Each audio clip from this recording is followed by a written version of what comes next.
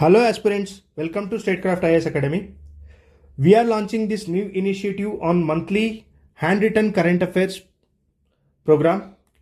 Before we begin this program, let me clarify the purpose and philosophy behind this course. Our primary reason for starting this initiative is to eliminate your FOMO associated with current affairs.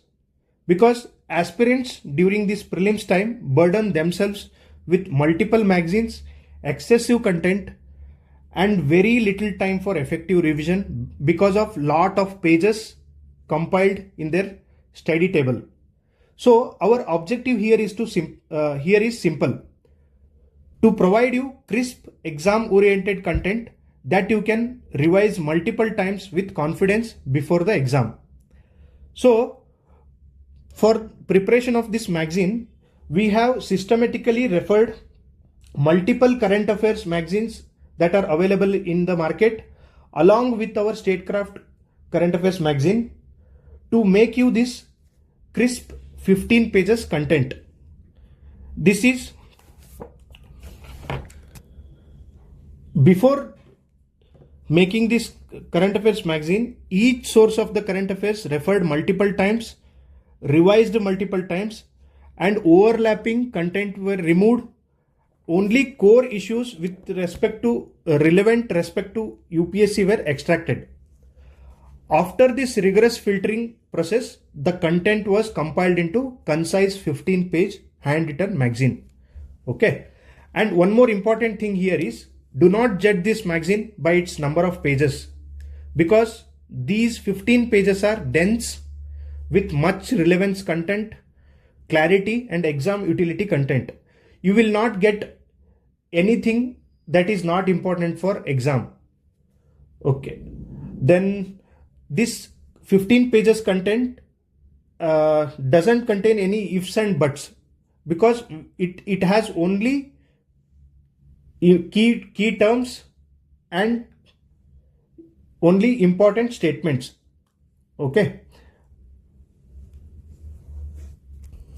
If you wish, you can cross-verify this content with any standard material available in the market. You will find that all important current events of the month of June have been comprehensively covered. In short, I just want to clarify you that this initiative is designed to help you revise better, retain longer, and approach current affairs with confidence, not with confusion. चलो शुरू करते हैं. Okay, let us start our discussion with polity. Our first topic is 50 years of emergency. इधर हम क्या करेंगे, सिर्फ current affairs को ज़्यादा डिस्कशन करेंगे. स्टैटिक पॉइंट्स को मैंने सिर्फ लिखा है, आप एक बार देख लीजिए, बिकॉज इफ हम अगर इधर स्टैटिक पार्ट को डिस्कस करने गए तो वीडियो लंबा हो जाता है, इसीलिए करंट अफेयर्स को ज़्यादा फोकस में रख के डिस्कशन करेंगे. Okay, let's start. Our first topic is 50 years of emergency. June 25, 1975 को इमरजेंसी डिक्लेयर हुआ था. ये डेट आप याद रखिए, क्योंकि यूपीएससी इस तरह का डेट भी पूछ सकता है. क्यों इस इमरजेंसी को डिक्लेयर किए थे? There are 3 points. First one is JP movement, Jayaprakash Narayan movement. Second point is post 1971 India Bangladesh war, there was a huge inflation. Okay, third point is, and it is the major point, Allahabad High Court verdict on cancellation of election related to Indira Gandhi ji. Okay, these 3 points are reason for declaration of emergency. India में अब तक 3 बार emergency declare हुआ है. एक बार Chinese वार के time पे 1962, second one India Bangladesh वार के time पे, and this one 1975 because of internal disturbance. Okay, these are some constitutional amendment acts during the emergency. First one, 38th constitutional amendment, 39, 42nd. 42nd is also called as mini constitution. You all know this. This comes under your static portion. You just please revise these points in your Lakshmikant. I have written some of the important points also. Okay, next, post emergency reforms. This point is important. हाँ, इधर एक point बताता हूँ मैं आपको. किधर भी मैं स्टार मार्क लगाता हूँ ना, वो पॉइंट इंपॉर्टेंट है, और उस पॉइंट से स्टेटमेंट आ सकता है, नहीं तो ट्रैप होता है वो point. Okay, first point is Shah commission. Emergency के टाइम पे जो भी हुआ था उसको इन्वेस्टिगेशन करने के लिए शाह कमीशन अपॉइंट किए थे जनता गवर्नमेंट ने. बाद में जनता गवर्नमेंट ने led by Morarji Desai ji 44th constitutional amendment लाए. उसके अंदर बहुत कुछ चेंजेस किए. वो सब आपका स्टैटिक का पोर्शन है, आप एक बार रिवाइज कीजिए. Our next topic is personality rights. What are this personality rights? These are the individual rights to control unauthorized use of personal attributes like your name, your photo, your voice, anything related to your personal. It cannot be misutilized for commercial exploitation or commercial utilization. Okay. Here one trap is there. Personal rights के बारे में कोई भी Indian laws में explicitly mentioned नहीं है. It is not explicitly mentioned in any Indian law. Okay. Then there are two components related to personality rights. First one is right to publicity. Publicity related to your any work, any image, or anything you publish for commercial use. इधर right to publicity में क्या आता है? It protects image likeness from commercial exploitation. आप सिर्फ अपना rights use कर सकते हैं कि पब्लिश करने के लिए, आपका बुक पब्लिश करने के लिए, आपका वीडियोस पब्लिश करने के लिए सिर्फ आपको राइट है. फॉर कमर्शियल यूटिलाइजेशन कोई भी आपका किया हुआ काम यूटिलाइज नहीं कर सकता. ये राइट टू पब्लिसिटी है. It is partially covered under trademark act and copyright act of 1957. The second component of personality right is right to privacy. You all know this thing. It comes under Article 21, and K.S. Puttaswamy case also deals with right to privacy. Okay. Right, personality rights का status क्या है after the death of that personality? It is also not specifically mentioned or recognized under any law. It can come under as a statement only. Okay. But here is one point. Emblems Act 1950 prohibits commercial use of Mahatma Gandhi and Prime Minister images. Okay. Next, there are two court judgments related to this personality rights. First one, Deepa Jayakumar versus A.L. Vijay. It said that Supreme Court said that personality rights end after your lifetime. After your death, your personality rights end. But in Rajnikant versus Varsha production case, Madras High Court ruled that unauthorized use of celebrities' name, image violates their personality rights. Okay, these two cases important. Our next topic is constitutional validity of narco test. This is the case you usually see in the newspapers whenever the narco test conflict comes into picture. Selvi versus State of Karnataka. It is an important Supreme Court judgment where narco test and it is related to narco test and polygraph test. What is narco test? Using this chemical, sodium pentothal, this chemical suppresses the reasoning ability of a human being. Then what happens? If the reasoning ability of human being suppresses, the truth will come out. So doctors will inject this chemical and take the truth out. Okay. There are two points related to this narco test. First one, if victim agrees for narco test, then it is voluntary test. If victim agrees. What if he doesn't agree? If he doesn't agree, but the police or the doctor conducts narco test, then it is illegal. It violates, if it is involuntary test, then it violates Article 20 and Article 21. It is strictly illegal, and information from this involuntary test is inadmissible in any court of law. But if it is voluntary also, if the victim himself or herself agrees that to conduct narco test, then also it cannot be the sole basis for conviction. but the new information discovered from this narco test can be utilized under Indian Evidence Act. This completes our narco test point. The next point is Quality Council of India. Quality Council of India, every year UPSC is asking one question from any bodies. Okay, then it becomes important for us. Quality Council of India, its headquarters recently inaugurated in New Delhi. It is a national accreditation center, national body for accreditation. It is established in 1966. This point is very, very important. Here it is the trap. It is established under PPP model, Public-Private Partnership model, Government of India, Association of Chamber of Commerce, CII and FICCI. All these institutions along with Government of India established this Quality Council of India. DPIIT under Ministry of Commerce is a nodal agency for this. Here also one point is the Prime Minister, here it is not President or anyone. Prime Minister appoints chairman of this Quality Council of India. Then QCI is the implementing agency for Swachh Sarvekshan survey. This is also trap. You can expect this in statement wise questions. And World Accreditation Day, June 9. These type of questions are also coming. As you've seen, Handloom Day, they have asked that. And Ratan Tata was the first chairperson of QCI. This completes your Quality Council of India. The next point is ECI Net. It is a new one-stop platform for timely voter turnout reporting. Okay, to get the timely voter turnout, real-time voter turnout, Election Commission of India has brought this app. This is it. Okay.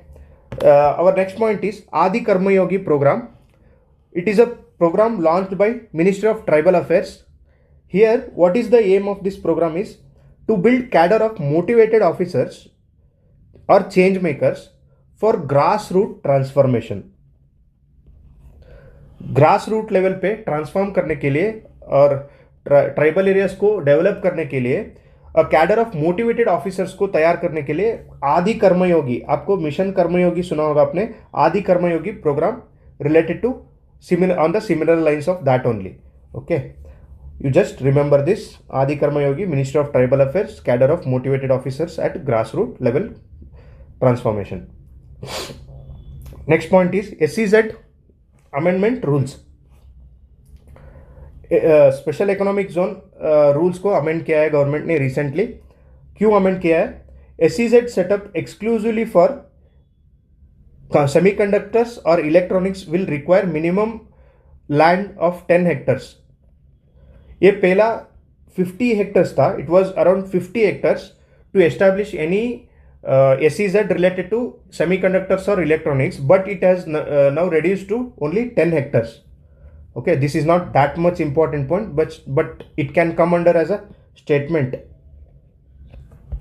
Okay, next, special session of parliament. Under article 85, president can call for special session of parliament. Constitution does not use the term special session, and question hour is not available during this special session. Our next topic is Governor's pardoning power. Governor's pardoning power written in Constitution under Article 161. President's pardoning power under Article 72. These two articles are important. Article 161 and Article 72. As you all know, Governor cannot pardon death sentences and court martial. Here one point is there. इस point पे आपको UPSC trick कर सकता है. In India, pardoning power can be exercised post conviction only. आपके गुनाह साबित होने के बाद प्रेसिडेंट और गवर्नर pardoning power यूज कर सकते हैं. लेकिन in US it is other way around. They can use pre-conviction also. US president can use pardoning power for pre-conviction also. This is the trap. This you must remember. Unlike US president, governor of India and president can utilize this post-conviction only. but US में ऐसा नहीं है. This pardoning power is also subjected under judicial review. Next, our topic is delimitation. इस साल delimitation और census से एक question पक्का आएगा, क्योंकि census हो रहा है 2026-27 को, इसीलिए delimitation और census topics are very very important this time. Okay, what is this delimitation commission? It is fixing seats and boundaries of territorial constituencies related to member of parliament and MLAs of state. Okay, it is performed by delimitation commission. This delimitation commission set up by parliament through an act. Under an act of parliament, this delimitation commission will be set up. This type of statements also will come. This type of statements will also come. Delimitation commission have been set up 4 times after independence: 1952, 1963, 1973, 2002. So this is a previous year question of UPSC. So this might come once again. Delimitation 4 bar setup हुआ है, 1952 को, 1963 को, 73 and 2002. Under Article 82 mandates Parliament to enact delimitation commission after every census. Constitution ने mandate दिया है Parliament को, after every census you have to conduct delimitation commission and restructure the territorial constituencies according to population. Okay, next one, Articles 170. These 2 articles are also important, very very important. UPSC is nowadays asking factual questions also, so the articles are also important. They can mention that article and give the statement. If you don't know the article, you cannot tick the right answer. Article 170, division of territorial constituencies of state by delimitation commission orders. Article 82 and 170. Here we seen Article 161 and 72. You just please revise again and again. Next one, delimitation commission orders are final. It cannot be questioned in any court, or parliament cannot change its orders. Orders come into force on a date specified by President of India. This type of statements will also come, like ये orders president के हिसाब से आएगा, नहीं तो act पास होने के time से आ जाएगा. ऐसे स्टेटमेंट कंफ्यूज कर सकते हैं, इसीलिए मैंने ये पॉइंट लिखा है. Orders come into this delimitation commission's orders come into force on a date specified by President of India. And these 2 are factual things. This type of question statements will also come. First delimitation commission के chairman कौन थे? N Chandrasekhar Iyer. 1952 को setup हुआ था ये, 1952, N Chandrasekhar Aiyar. Fourth delimitation commission कब set up हुआ था? 2002 में. It was headed by Kuldip Singh. ये 2 नाम याद रख लीजिए आप. आपको चाहिए तो सेकेंड और थर्ड भी आप देख लीजिए. सेकेंड डिलिमिटेशन कमीशन का हेड कौन था और थर्ड का, मैंने ये फर्स्ट और फोर्थ का लिखा है इधर. The next thing related to this delimitation और census only, registrar general of India. It is a important organisation of Government of India. It is formally established in 1961. Okay, they can give that RGI is a constitutional body or a statutory body like that. So it is formally established in 1961. It is responsible for conducting decennial census. After every 10 years, the RGI should conduct census in India under Census Act 1948.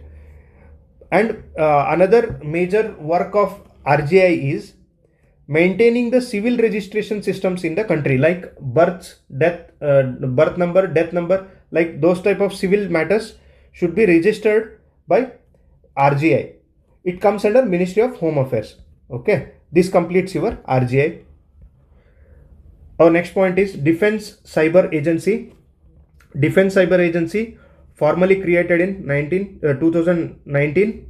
It is a tri-service command of Indian Armed Forces. It is related to Indian Army, Indian Armed Forces, to deal with cyber security threats. This is a simple point, you just remember this. it is not that star point. Okay, next, this one is important. Gujarat में plane crash हुआ था, इसका related news है. Aircraft accident investigation bureau, AAIB, these type of bodies, once again important, AAIB, it is a statutory body, okay, established in 2012 with the Ministry of Civil Aviation. It investigates civil aircraft accidents. Okay, what is it? Aircraft Accident Investigation Bureau, ये statutory body है और ये Ministry of Civil Aviation के under आता है. It investigates civil aircraft accidents, okay, and recommends safety measures also. The next important body, the same related to this aircraft only, Airport Economic Regulatory Authority. Airport Economic Regulatory Authority. It is also independent statutory body. You just remember this statutory body established under this act. Okay, it regulates tariffs and passenger fees related to aircraft. This one, Airport Economic Regulatory Authority, what it does, objective of AERA is to regulate tariffs for aeronautical services and mainly focuses on economic viable air operations for major airports in India. It determines passenger service fee levied under aircraft rules. This can be asked in the question, who can determine the passenger service fee in India? This one, Airport Economic Regulatory Authority. The next one, Chicago Convention. It is also related to aviation security only. Chicago Convention, it is a global convention during 1947. Aviation security. Next one, Indian Council of Arbitration. It is established in 1965. It is India's premier arbitration institution, operates as a non-profit registered society. It promotes, this arbitration council promotes quick, affordable settlements of commercial disputes. This is important. Commercial disputes को settle करने के लिए Indian Council of Arbitration ने काम करता है. Next, Indian Rare Earth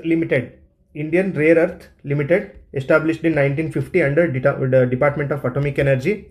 It is recently notified as Miniratna Category 1. It is recently notified as Miniratna Category 1. It operates three major complexes in India. Three major complexes. You just remember these three places. OSCOM. This one is in Odisha. Next one, Chavara, is in Kerala. Third one, Yamke or Manavala Krichi. It is in Tamil Nadu. So these three places where Indian Rare Earth Limited operates majorly. Our next point is Cotton Corporation of India, CCI. CCI established in 1970. It is a PSU under Ministry of Textiles. It is also a trap. Next one, CCI governed by Textile Policy of 1985. It can come under as a statement. Central Institution for Cotton Research was established in 1976 by ICAR with headquarters in Nagpur. Okay, Central Institute for Cotton Research का headquarters किधर है? नागपुर में है. Our last topic related to polity is three language formula. Three language formula, firstly recommended by Radhakrishnan Committee, set up in 1948-49. Later, Kothari Commission also recommended the same thing under new policy of education during 1968. In the recent new education policy 2020 also recommends three language formula only, but it has a different dimension over it. What is the different dimension? It doesn't impose any language on any state. It means you should choose two language from India out of three language. Okay, you have to choose three languages ultimately.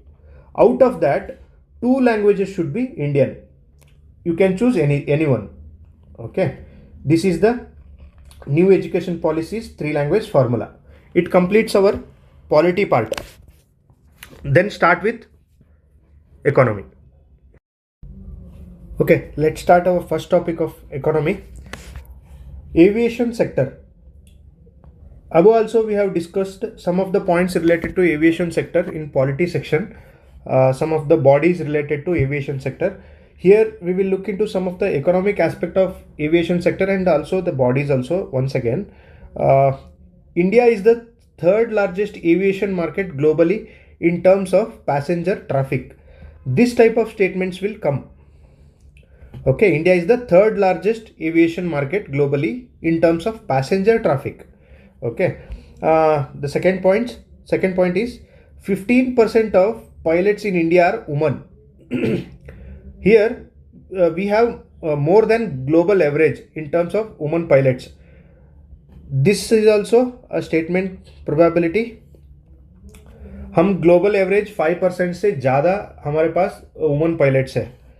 Okay, the next point is 81 airports have switched over 100% green usage. This is also one of the point. And these four bodies related to aviation sector. First one is DGCA, Director General of Civil Aviation, regulatory body of civil aviation it is. ERA and this one AAIB we have discussed already. What it does, ERA, it regulates airport tariffs and charges. BCAS, Bureau of Civil Aviation Security, it lays down civil aviation standards. Bureau of Civil Aviation and Security, it lays down civil aviation standards, security standards. AAIB, it investigates aircraft accidents. You please go through once again in the above pages related to these three bodies. Okay, then the next topic is front running. This was the term in news. What is this front running? It refers to usage of non-public information to directly or indirectly buy or sell securities or enter options for future contracts. It is like आप एक कोई भी information कुछ shares और कुछ contracts बनाने के लिए इलीगली अक्वायर करके उसको यूटिलाइज करके कमर्शियली बिजनेस के लिए ग्रोथ करने के लिए आपको यूज किए तो उसको फ्रंट रनिंग कहते हैं. Public non public, it is a non public information, वो अवेलेबल नहीं है पब्लिक में. उस तरफ का इंफॉर्मेशन यूज करके अगर आपने बिजनेस में कुछ शेयर्स बाई किया और सेल किया तो वो इलीगल है इंडिया में. It is called as front running. Okay, the next point, the next important term in news was reverse flipping. What is this reverse flipping? Reverse flipping or internationalization, it is the process such foreign domiciled startups shift their legal base back to India. What is flipping? Flipping is हमारे India में होने वाले companies अगर foreign में shift हो गए तो हम फ्लिपिंग बोलते हैं. वही रिवर्स हो रहा है इधर. Foreign domiciled startups shift towards India, so it is reverse flipping. These two terms was in news, so front running and reverse flipping. Next point, India's FDI. It is FDI regulated by DPIIT under automatic and government routes. Total FDI inflows registered 14% growth of during this 2024-25 year. It is the highest in last 3 years. This might come as a statement. Okay, consistently increasing, consistently decreasing, this type of statements will come, no? So it is the highest in last 3 years, 14% growth. In terms of receiving FDI, Maharashtra placed number 1, Karnataka is second place, Delhi is third place, Gujarat and Tamil Nadu fourth and fifth place. Delhi shares fell sharply from 32% in 2015-16 to just 12% in 2024-25. So Delhi receiving less FDI compared to 2015-16. Okay, some of the agricultural crops which were in news, we will discuss about that. First one is potato. India is the second top producer and consumer of potato. India is the second top producer and consumer of potato. Potato is India's fourth most important food crop after rice, wheat and maize. After rice, wheat and maize, potato is the fourth major crop of India. It was introduced by Portuguese. This was asked in 2025 prelims. Which were the crops which were introduced by Portuguese in India? Okay. It is a rabi crop. You all know, cold season. Variety. Some of the potato varieties are were in news. Kurfi Jyoti, Kurfi Bahar, Kurfi Pukraj, Kurfi Chandramukhi. Kurfi, you just remember this Kurfi name. Kurfi is related to this potato. Okay. These were the varieties of potato. Next important point, 85% of India's potato production comes from Indo-Gangetic plains. UP, Bihar, उस जगह से हमको 85% of India's potato मिलता है. Okay. Late blight disease is a fungal disease which is related to potato, which is also comes as a statement based. Okay. Late blight disease. Please remember this. It is a fungal disease. Central Potato Research Institute located in Shimla. Central Potato Research Institute is located in Shimla. And one more thing, इस notes पे आपको ifs and buts नहीं मिलेगा, सिर्फ facts है, सिर्फ keywords है.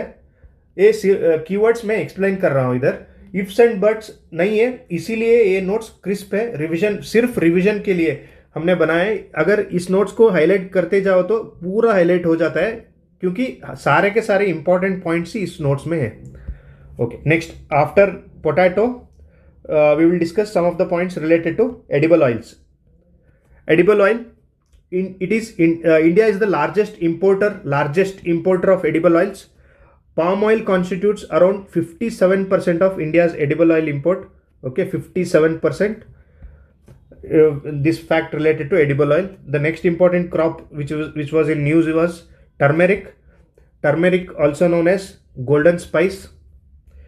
It requires warm temperature. Annual range is around 150 centimeter. Well drained sandy and clayey loam soils required for turmeric.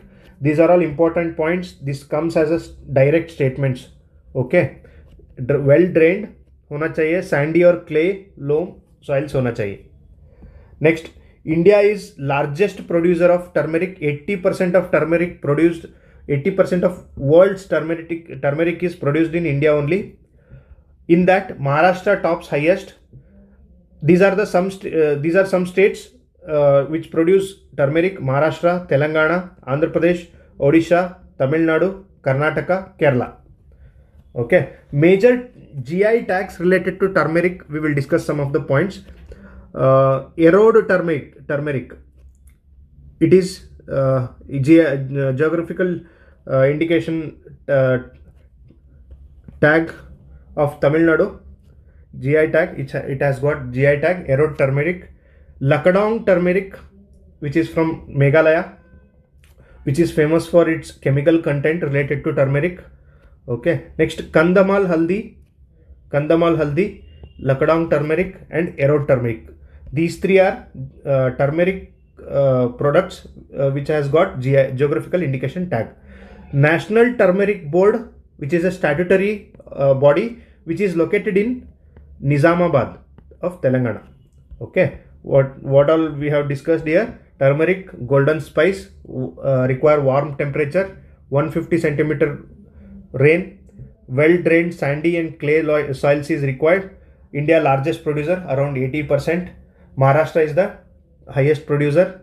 Erode turmeric, Lakadong turmeric and Kandamal haldi are three products which has got GI tags. National Turmeric Board किधर है? निजामाबाद में. The next important crop is Asafoetida. You can call it as hing also. Hing. It is a native to Iran. It is a trap. It may come as India. Okay. The UPSC may give that it is a native crop of India. No, it is not. It is native crop of Iran, Afghanistan or Central Asia. It typically takes 5 years to mature and start flowering. It typically takes 5 years to mature. Okay. India largest consumer of hing, and currently there is no production of hing in India. This also a surprising point. India is largest consumer of hing and currently there is no production of hing in India and it is imported. Okay. Recently, hing plant reported in Palampur by CSIR, Central, this institute is there, no? CSIR. It has discovered some plants of hing in Palampur. Our next point is related to minerals, mines and minerals. Every year you will get one question from mines and minerals, so it is important. Steel. Recently, Government of India set a target of 500 million tons of steel production by 2034. 500 million tons of steel production by 2034. It is a target of Government of India. Okay, next. Steel sector contributes around 2% of India's GDP. It may come directly as a statement. 2% of India's GDP contributed by steel sector only. India is second largest producer of steel after China and third largest consumer after China and USA. Okay. In 2024, green steel taxonomy was launched by Ministry of Steel to decarbonize, to align net zero emission by 2070. एक green initiative है launched by ministry of steel. 2070 तक हमने INDC set किया है कि net zero करेंगे. So it is our INDC, intended nationally determined contributions. Okay, इसीलिए हम green steel taxonomy was launched. Next important topic is Sagarmala finance corporation limited. It is a new initiative and it is a important fact which may come in exam. Sagarmala Finance Corporation Limited. It is India's first NBFC in minor sector. This one, marine sector. Sagarmala, you all know about this Sagarmala project. India's first NBFC, non-banking finance corporation in marine sector. It holds status of Mini Ratna. Sagarmala Finance Corporation Limited holds a status of Mini Ratna. It aims to offer financial products to port authorities, shipping companies. Port authorities को, shipping companies को loan देने के लिए, development करने के लिए Sagarmala Finance Corporation Limited has been established. Our next point is India's Post Payment Bank, IPPB.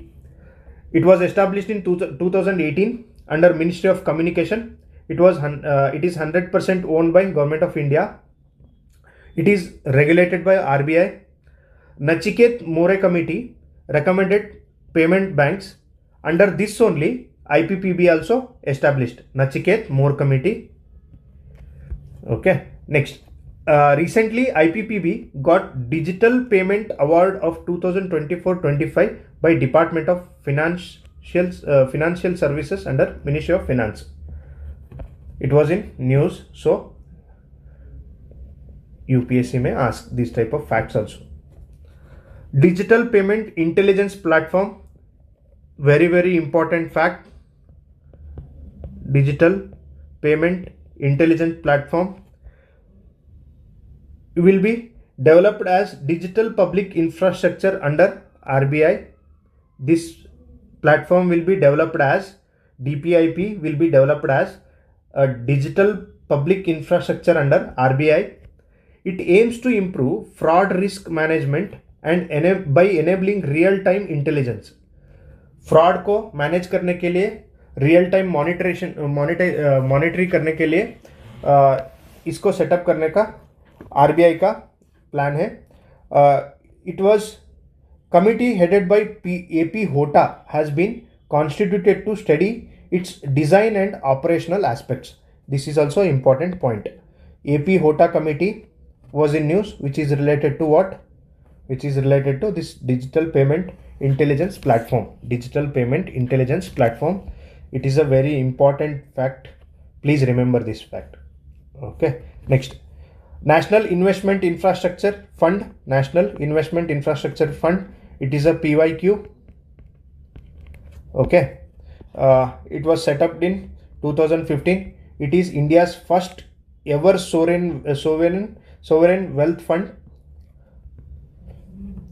It is a sovereign linked alternative asset manager established by Government of India with 49% share, NIIF. It is an institution for enhancing infrastructure financing by investing in greenfield, brownfield and stalled project. UPSC may confuse only greenfield, only brownfield. This type of statements will come. So NIIF will invest in both greenfield, brownfield and stalled project. 3 funds established by Government of India under NIIF platform are: one is Master Fund, second one Fund of Funds, third one Strategic Opportunity Funds. Okay, these 3 funds established under NIIF. The funds are registered as Alternative Investment Fund with SEBI. Okay, what we have discussed here, NIIF is set up in 2015. It is a first sovereign wealth fund. Government of India owns it with 49%. It can invest in greenfield projects and brownfield projects. 3 funds established under NIIF platform: Master Fund, Fund of Funds, Strategic Opportunity Fund. Okay. Our next point is Scores Portal. It is an online platform launched by SEBI in 2011. What it does, it aims to enable investors to file, track complaints against listed entities and market intermediaries. Scores Portal was in news. It was launched by SEBI in 2011 only. It files and track complaints against listed entities of market intermediaries. Okay. Next major point is priority sector lending, PSL norms. You all know about this PSL norms. Recently, RBI relaxed PSL norms for small finance banks. This was in news, so it is important. Small finance bank, you please refer static portion related to SFBs. Okay, we will discuss some of the points here. As per new rules, total PSL reduced to 60% to 60% of ANBC. Previously, it was 75%. Okay. Previously, PSL was 75% for SFBs, but it has been reduced to 60% now, of which 40% is mandatory and 20% is flexible. Previously, पहले क्या था, PSL norms में SFB bank को PSL norms के under 75% था. अब वो reduce करके 60% बना दिया PSL नॉर्म्स के अंडर. 60% में 40% कंपलसरी है, 20% फ्लेक्सिबिलिटी है. ओके, ENBC का मतलब इधर adjusted net banking credit. Okay, 60%, you remember this. 40% is mandatory, 20% is flexible.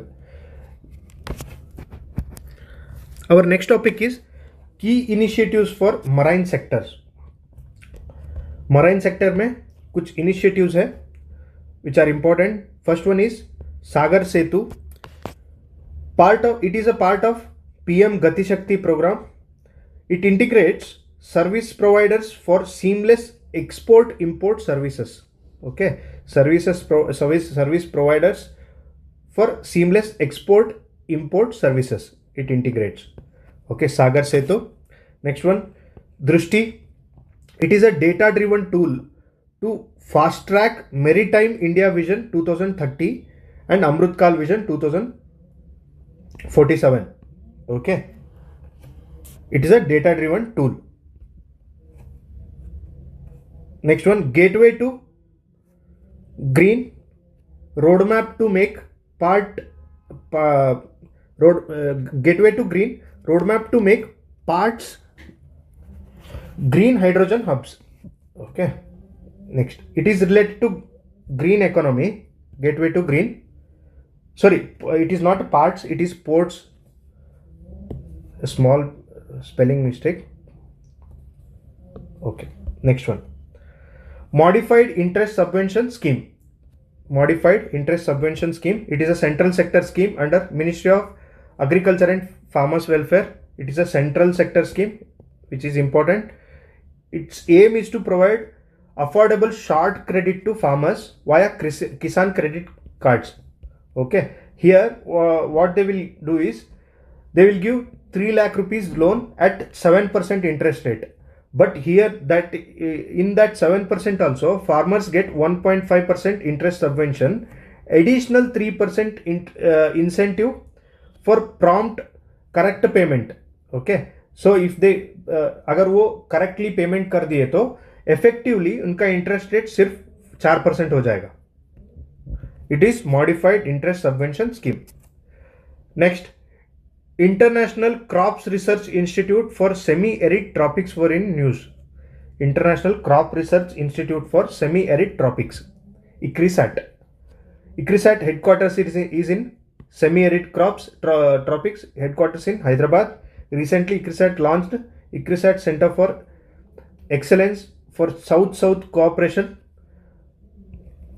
ISS, this International Center for South-South Cooperation, is aligned with India's Dakshin Initiative for South-South Cooperation. This is an important point. Okay, we have completed economy also. Now polity and economy has been completed. Now we will start with schemes which were in news. We have already discussed some of the schemes here, like modified interest subvention scheme and some other schemes were in news in economy also. We will discuss other schemes which were in news. Our first topic under schemes is first one, census. About the census also we have discussed earlier. It is very important topic for this year prelims. So we have discussed delimitation commission and some of the content related to census like RGI and all. Okay, what in 2000 Government of India announced to conclude census by 2027 March. Okay, it is India's first digital census. First in another point related to this census only, this is important point, this might come as a statement. First in India, independent India to include an enumerated all castes as well. This new census will have section for all castes. This is first time in independent India. Okay, nodal office of Registrar General of India and Census Commissioner, it comes under that only. Census comes under Registrar General of India. First Indian city to conduct census was Dhaka in 1830 by Henry Walter. This type of factual things also may come. So first city census in 1830 by Henry Walter in Dhaka. First non-synchronous census was conducted in 1872 by Lord Mayo.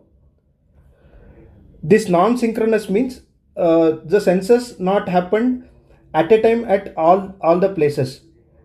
Okay, synchronous means at a time at all places it happened. So first synchronous census happened during 1881 by W.C. Plowden. He was the census commissioner. UPSC may ask his name or give his name in a statement. So please remember this. 1881 non-synchronous Lord Mayo, synchronous W.C. Plowden, census commissioner. Okay, next our next topic is e-passport. E-passport, इसमें क्या है, passport में एक RFID chip and antenna लगा देते to this RFID securely stores your personal and biometric details. Okay, it is in the compliance with International Civil Aviation Organization. उसको follow करने के लिए ई पासपोर्ट लाया गया है. Recently, India joined over 120 nations in issuing biometric passports. Our next topic, National E-Vidhan application, that is NEVA. It is a digital platform developed by Ministry of Parliamentary Affairs. It aims to enable paperless conduct of digital businesses. Legislative businesses across all states. Okay. It operates as a workflow system on Meghraj. It is a cloud infrastructure. Meghraj is a cloud infrastructure. It operates on that. NEVA. Please remember this application. Okay. Next, ECI net. We have discussed it earlier also. Above during Polity, we have discussed about ECI net. You just go through once again. Okay. It has got repeated. AI RAM initiative. It is very important initiative. Question may come on this. AI RAM initiative. Artificial Intelligence Readiness Assessment Methodology. Readiness Assessment Methodology. What is it? It is a comprehensive framework to assess countries' AI ecosystem readiness. It is conducted by UNESCO and India AI Mission under Ministry of Information and Technology. Okay, it is in UNESCO involvement is there. It aims to develop an India specific AI policy that should be based on ethical and responsible AI. Okay, AI RAM initiative. RAM full form Readiness Assessment Methodology by UNESCO and India AI Mission. Okay, our next topic is SCI AP project. SCI AP project. You can pronounce whatever you want. It is supporting integration of electronic vehicles. It is nothing but कचरे उठाने में EV vehicles को use करने का project है ये. EV vehicles using EV vehicles into household waste collection systems under it comes under Swachh Bharat mission urban. Okay, it is funded by global environmental facility, so it becomes important. SCIAP project, what it is? घर के household कचरे उठाने के लिए EV vehicles को use करने वाला project है. It is funded by global environmental facility and executed by UN industrial development organisation and UN habitat with support of Ministry of Housing and Urban Affairs. Okay, you please revise these notes as many as time possible because these are all factual things, needs many revisions. Okay, because as we go further, these points you will forget these type of points. So you please revise again and again. You watch this video again and again, or you download this PDF and read again and again. Next scheme, Vibrant Village Program 2. It is a central sector scheme. Unlike Vibrant Village Program 1, which was centrally sponsored scheme, but government has changed it to central sector scheme. So 100% funded by central government now. It covers strategic villages along international land borders across 17 states or union territories. Vibrant Village Program 2 Phase 2 project exclude northern borders because northern borders covered under VVP 1. Okay, our next topic, Clean Plant Program. It aims to increase the yield and productivity of horticulture crops in India to enhance the quality of fruit crops and other horticulture crops also. It is launched by Ministry of Agriculture and Farmers Welfare through National Horticulture Board and ICAR. Clean Plant Program. Next scheme, Naksha Program. It is Naksha Program announced in the 2024-25 budget. What is this Naksha? National Geospatial Knowledge Based Land Survey of Urban Habitations. Okay, it is nothing but digitizing the land records in urban areas. It is a city survey initiative under Digital India Land Records Modernization Program. It aims to modernize urban land records. Okay, but it is 100% funded by central government. Naksha program, please remember this Naksha program. Next one, Amrut Mission 2.0. It aims at 100% coverage of water supply to all households. These all points you know, but here is one catch. Amrut does not support solid waste management infrastructure in urban areas. This is a surprising point. So this might come as a trapping point. Okay, our next scheme is Dhruva. What is this Dhruva? First of all, this Dhruva is a program launched by Department of Post. It is a trapping point here. Department of Post.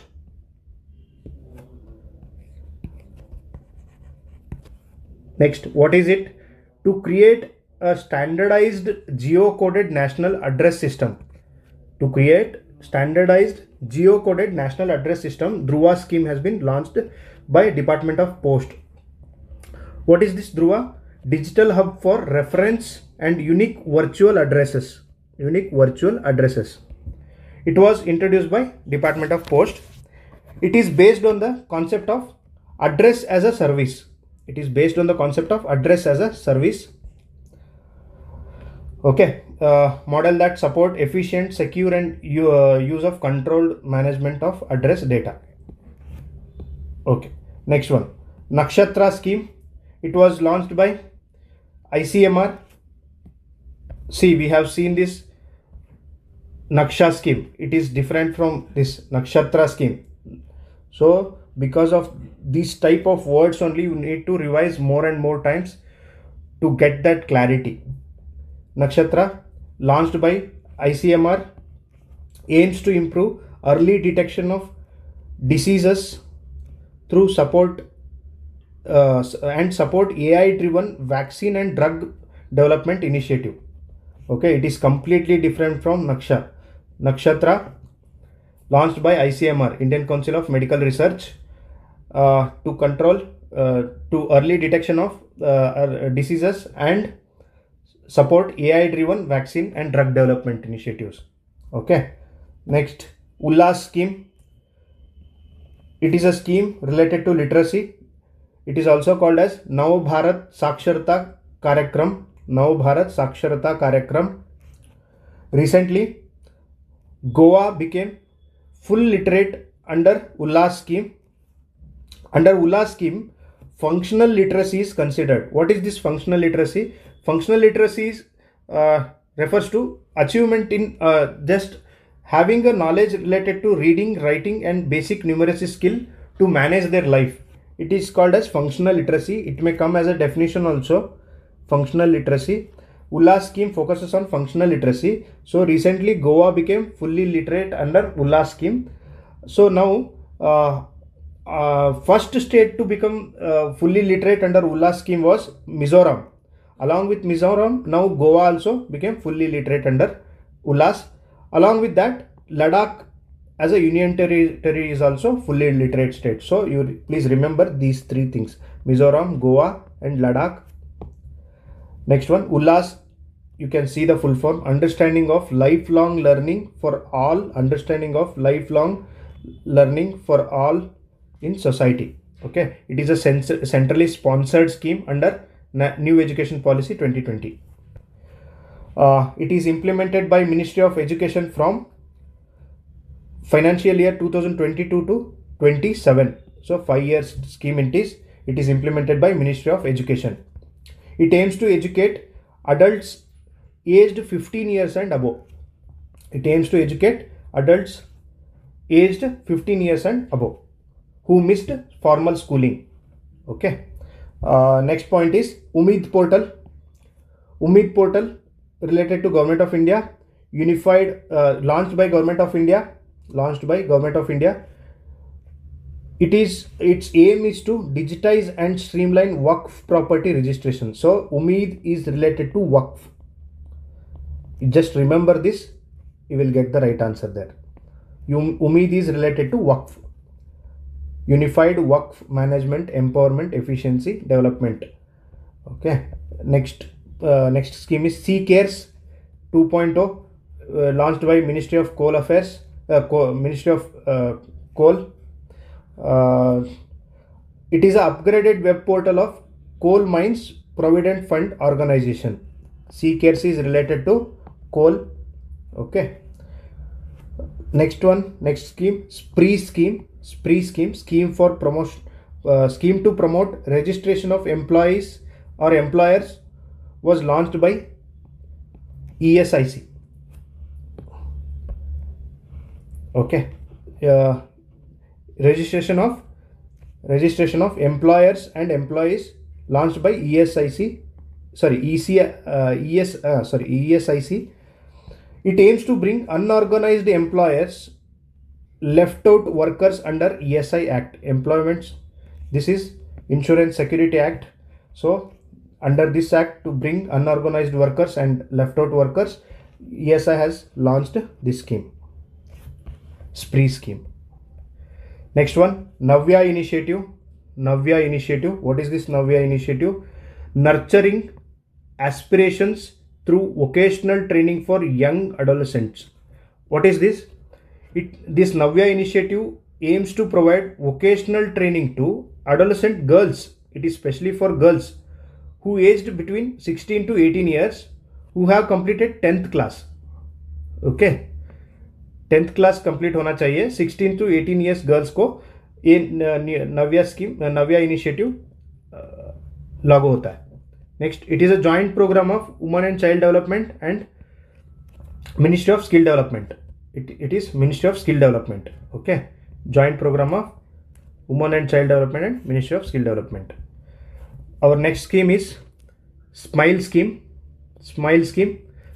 What is this? Support for marginalized individual for livelihood enterprises. Okay.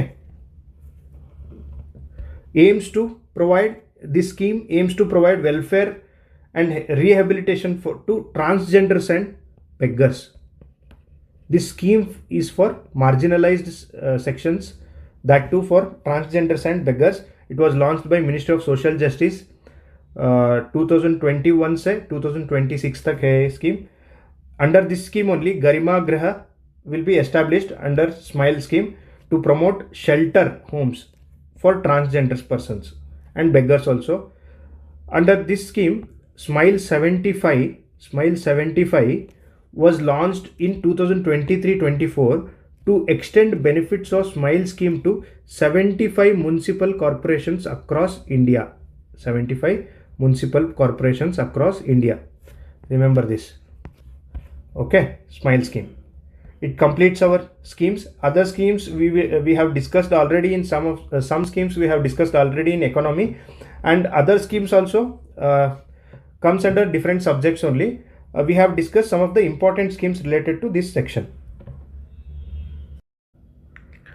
Our next topic is related to science and technology. Our first topic is Axiom 4 mission.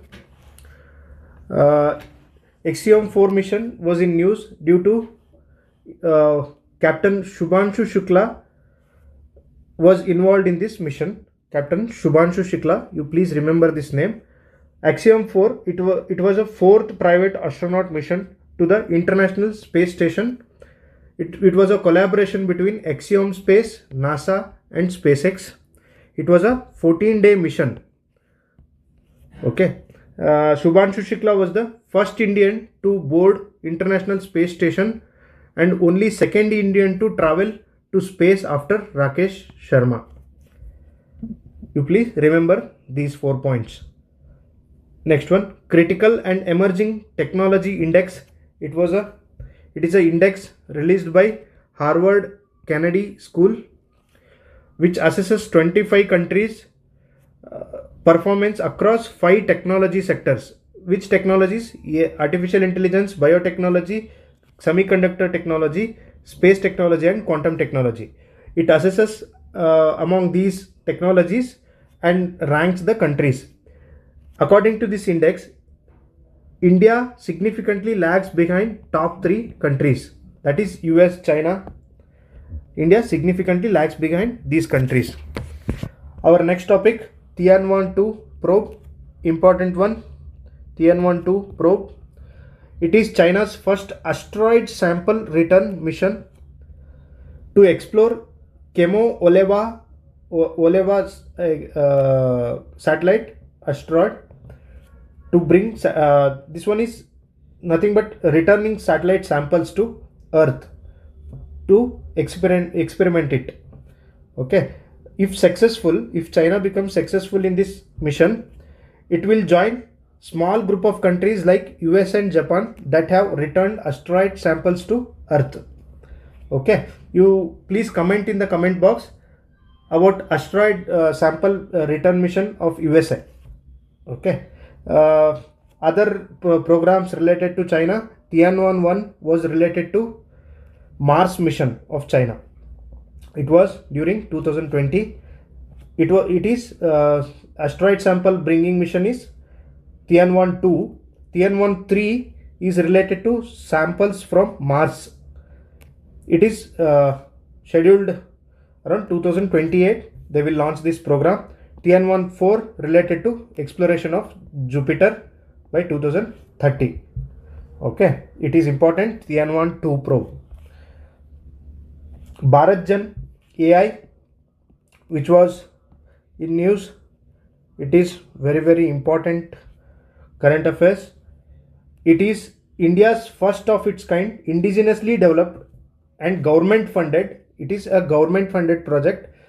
It is related to multimodal large language model for Indian languages. Okay, Bharatjan AI related to LLM. Okay, developed under the National Mission on Interdisciplinary Cyber Physical Systems. Under this program, they have developed this Bharatjan AI. Next topic, black box related to aviation sector. Again, black box was in news. Black box, it is called as black box, but it is orange colored. Machine placed in an aeroplane. It is placed in an aeroplane tail. Okay, it is compulsory for all commercial or corporate planes to place this machine in an aeroplane. It has two pieces. This black box has two pieces. First one, flight data recorder, FDR. It records things like aeroplane speed, altitude, fuel flow rate, all those technical things it will record. And another piece of this one black box is cockpit voice recorder. Cockpit voice recorder, where pilot's voice is recorded and stored in the black box. Next one, not exactly related to this black box, but this term was in news. Don't confuse with this black box. Black box warning. It is different from this black box. It is the most serious warning given by US FDA can issue on drug. Any tablets or any drugs, if you find any black box warning there, it is issued by US FDA related to drugs it is. Okay, drugs. Next, Bharat forecast system. Next topic, Bharat forecast system. This is also very important topic. India's first indigenously built advanced weather forecasting system it is. It is developed by Indian Institute of Tropical Meteorology, placed in Pune. So this is also important. Indian Institute of Tropical Meteorology, placed in Pune. It is powered by Arka and Arunika supercomputers. These 3 points related to this Bharat forecast system. India's first indigenously built weather forecasting system. It is developed by IITM Pune, powered by Arka and Arunika supercomputers. Next one, Darwin's abdominal mystery. This was in news. This is related to fossil. Some of the fossils found in India, which were related to this Darwin's abdominal mystery. It is nothing but it refers to sudden and rapid diversification of flowering plants, that is angiosperms. Okay, it is mystery in the fossil record, which contrasts gradual evaluation. Okay, gradual evolution. Darwin's theory says that evolution happens gradually, but here what happens, sudden and rapid diversification happens in some plants. Due to this mystery was in news. Recently discovered Shukr gene is expected to solve this mystery. Why the rapid thing is happening instead of gradual evolution is this gene. Scientists have found this gene This was the reason for this rapid evolution. Okay, Shukr gene, you please remember this. Next one, some important solar missions were in news. First one, NASA's Parker Solar Probe.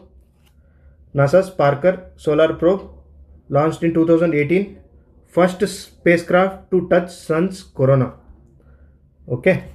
China's Advanced Space-Based Solar Observatory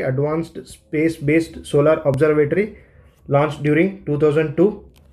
All these things are important, very, very important. So please remember these things. Okay. Next one, India's Aditya L1 mission. You all know about this. Launched in 2023 to Lagrange point 1. NASA's Punch mission, polarimeter to unify the corona and helisphere, launched in 2025. NASA's Punch mission. Punch mission is also related to solar. Okay. Next topic, 30 meters telescope. It is 30-meter diameter. Okay. Primary mirror, optical and infrared. It is an infrared telescope. It was a joint collaboration between US, Japan, China, Canada and India. Please remember these countries: US, Japan, make a mnemonic and remember: China, Canada and India. India is a part of 30-meter telescope. It will be placed on Mount Kia. It will be placed in Mount Kia, which is located in Hawaii Island. Hawaii Island. Next one, flue gas desulfurization. It is a technology used to remove SO2 from exhaust flue gases. So sulfur dioxide निकालने के लिए flue gas desulfurization technology use करते. 95% of SO2 is removed from this technology. Next topic, Pokali paddy was in news. What is this Pokali paddy? Known for its saltwater resistance. This paddy is known for its saltwater resistance. Grown along with mixed cropping. Grown in the coastal area of Kerala. In West Bengal, same type of paddy is called as berries.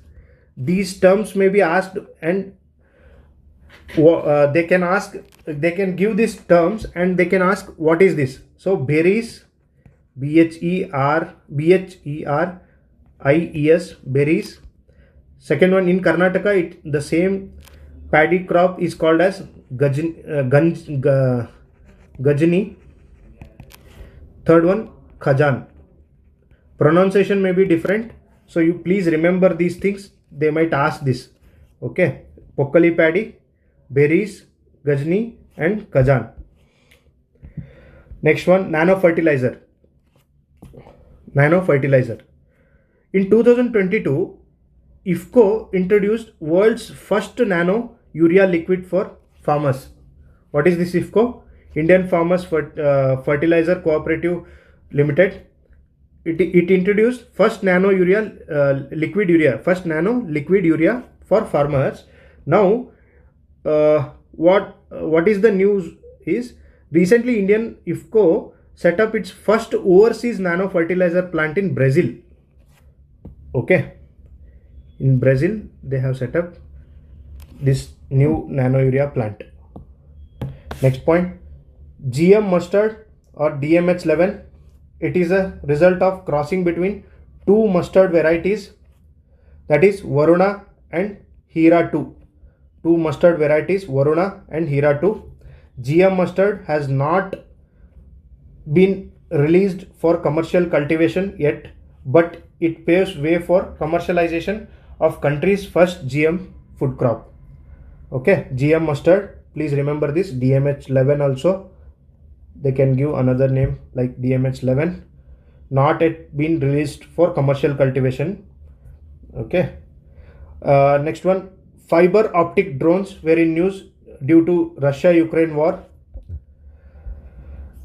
This is fiber optic drones are different from normal drones because they don't use electronic signals. They use optical fiber cables. These are resistant to electronic warfare as they do not rely on radio links that can be jammed. Okay, how these drones can be different, they might ask these type of questions also. So uses of fiber optic drones are live broadcasting because of low latency due to use of fiber optical cables. Second one, industrial inspections, they can use this. Environmental monitoring also. High resolution data transfers. Okay, India's first gene edited ship. Kashmir University along with ICAR, Indian Council of Agricultural Research, has developed this type of gene ship. Here what they have did is, ship's myostatin gene was edited to boost muscle growth by 30% without adding foreign gene. So they have edited a gene using CRISPR-Cas9. So they have increased the muscle growth of that sheep. Next point, HIV drug was in news. HIV prevention drug developed by USA. Remember this, its name. So UPSC is asking these type of drugs also. Lenacapavir. Okay, you please pronounce it as you want. Next one, weight loss drug was in news. Wegovy, launched by Danish pharma company. The drug is this. Okay, these two are drugs to reduce weight loss. They might sometimes ask these type of questions also. We don't know. So these two questions also important, because in previous year questions they have asked like on the questions on questions related to drugs, so they can ask. Next one, rinderpest, also known as cattle plague. It is a contagious viral disease. Okay, cattle plague, rinderpest. Black-headed caterpillar disease related to coconut trees. These are all small factual things. You please remember these type of factual things, because UPSC may ask these type of factual things to make question paper difficult. Okay, if you know these things, 2 marks. Otherwise you have to leave this type of questions. Next one, sitagliptin. It is a medication used to treat type 2 diabetes. Sitagliptin. Next one, Shigella vaccine. It is an intestinal infection caused by bacteria. Shigella vaccine is given for this disease. Shigella is a disease was related to intestinal infection which is caused by bacteria. It causes diarrhea, which often is bloody. Okay, it can occur at any age, but below 5 years are more likely to get infected. Next one in news was RTS-yes vaccine. It is also known as Mosquirix. It is very important. Okay, Mosquirix vaccine. It is world's first and only vaccine that demonstrated that can reduce malaria in children. Okay, so please remember this, it is very important. RTS-yes vaccine, Mosquirix. Next point, Ajinomoto. You all know this Ajinomoto thing used in gobi Manchurian noodles and all those Chinese stuffs. So it is also called as Chinese restaurant syndrome because of its bad effect on health. Okay, Chinese restaurant syndrome related to Ajinomoto. It is also called as monosodium glutamate. Okay, it completes our science and technology. Next we will move on to defense and security. Our next topic is related to defense and security. In that, first topic is 5th generation fighter jet, advanced medium combat aircraft. It is developed by and manufactured by DRDO.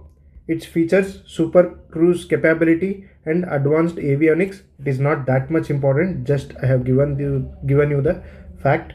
Advanced medium combat aircraft, and also 5th generation it is. Next one, this is important. Silver notice. Recently Interpol issued its first ever silver notice at India's request. What is it, silver notice? It is related to identification and tracing of criminal assets. Okay, remember this, silver notice related to criminal assets. Then what is red notice? It is wanted persons. Yellow notice related to missing person. Purple notice related to modus operandi. Blue notice related to additional information. Green, warning and intelligence. Black notice related to body, dead body. Okay, you please remember this. It can be given in match the following like thing. Okay, next topic, Rudrastra. Rudrastra was in news.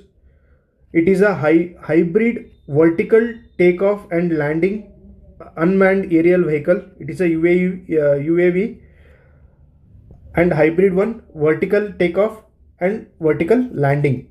Okay, it is developed by Solar Defense and Aerospace Limited. It is important, Solar Defense and Aerospace Limited, not by DRDO, not DRDO. You can write that also, so it will be a trap.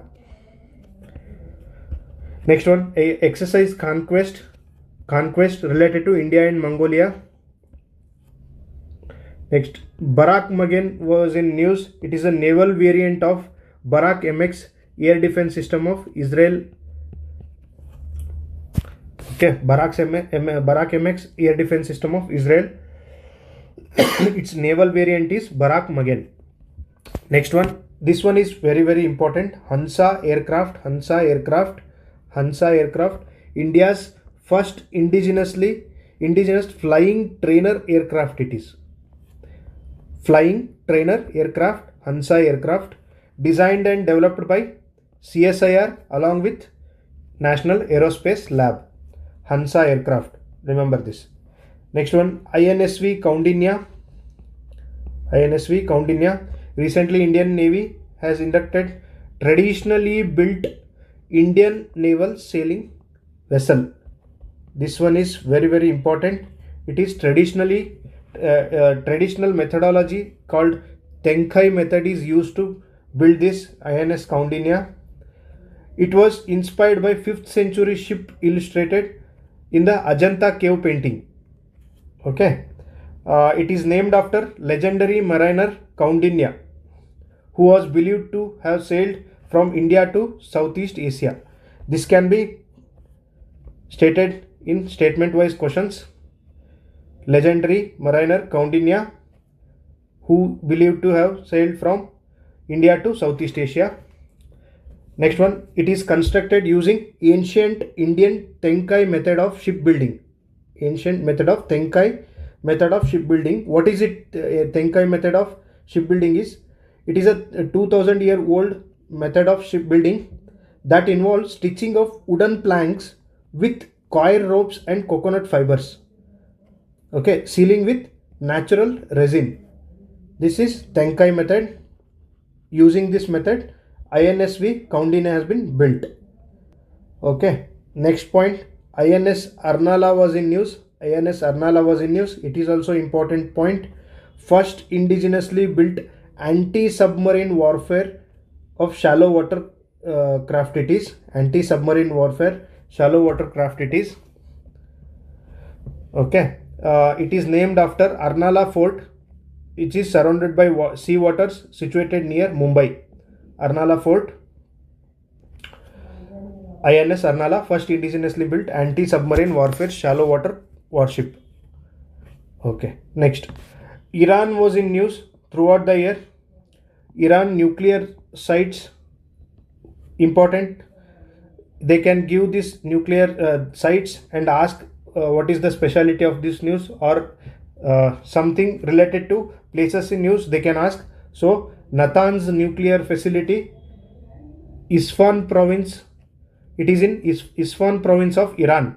Okay, Natanz nuclear facility, very much in news. Next one, Fordo enrichment plant, Qom province, it is also in Iran only. All the places here related to Iran. Natanz nuclear facility, Fordo enrichment plant. Next, Bidkane missile complex,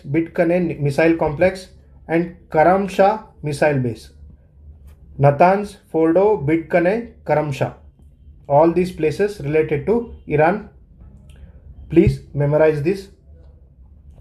Next one, Passex, which was in news. Passage exercise it is. It is conducted by Indian Navy with UK Royal Navy, conducted in North Arabian Sea. Next, exercise Shakti was in news, related to India and France. Other exercises of India with France is Desert Night, Varuna, and exercise Garuda.